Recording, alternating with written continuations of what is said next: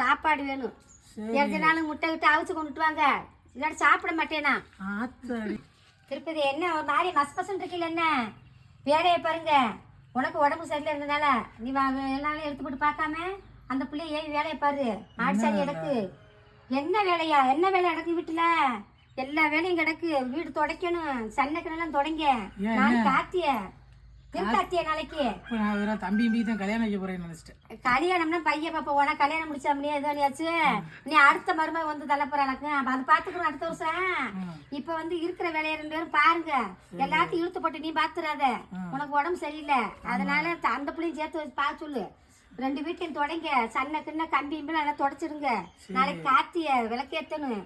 விளக்கு எல்லாம் விளக்கி வைங்க. சரியா? துணிமணி இடக்கு, துணிமணி இடக்கு அதெல்லாம் தப்பி அடிச்சு போடுங்க. சாணி இடக்கு, சாணி சேர்ந்து அள்ளுங்க. ஏதோ கொஞ்ச நேரம் ஒத்தாசை பண்ணு, ரொம்ப நேரம் ஒத்தாசை பண்ணு உடம்பு சரியில்லாம இருக்கு. சரியா? பார்த்துங்க. மதிய சாப்பாடு ஆக்க சொல்லுவோம் பொண்டாட்டிய. எனக்கு மதிய சாப்பாடு தண்ணி கஞ்சி எல்லாம் ஒன்றக்கூடாது. எனக்கு உடம்பு சரியில்லைன்றனால. சரியா? நீ ஆடும் பொண்டாட்டி தண்ணி கஞ்சி ஊற்றி கொடுத்துட்ற அவாட்டுக்குல. எனக்கு உடம்பு சரியில்லைப்பா. ஏதோ நல்லா காய்ச்சி சோறு வடிச்சு எல்லாம் முட்டை விட்டு அவிச்சு கொண்டு வந்து கொடுக்க சொல்லு. சும்மா தண்ணி கஞ்சி குடிச்சா நான் எப்படி சம்பாதிக்கிறது? எப்படி காட்டு வேலை எப்படி வயக்காடு பார்ப்பேன்?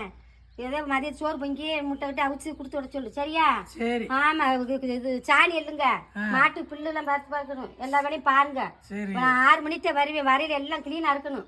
சரிங்க மேம். ஆமா பார்த்ததுனுங்க. நீ ரொம்ப வேலை ஆத்துறாத. பார்த்தது பண்ணு. நான் போறேன். 6 மணிக்கு வருவேன். எனக்கு எல்லாம் இன்னைக்கு பாருங்க, என் பொண்டாட்டியை வச்சு எப்படிலாம் இன்னைக்கு வேலை வாங்கி எல்லா வேலையும் முடிச்சிருவேன். நீங்க வரும்போது வீடு கிளீனா இருக்கும்.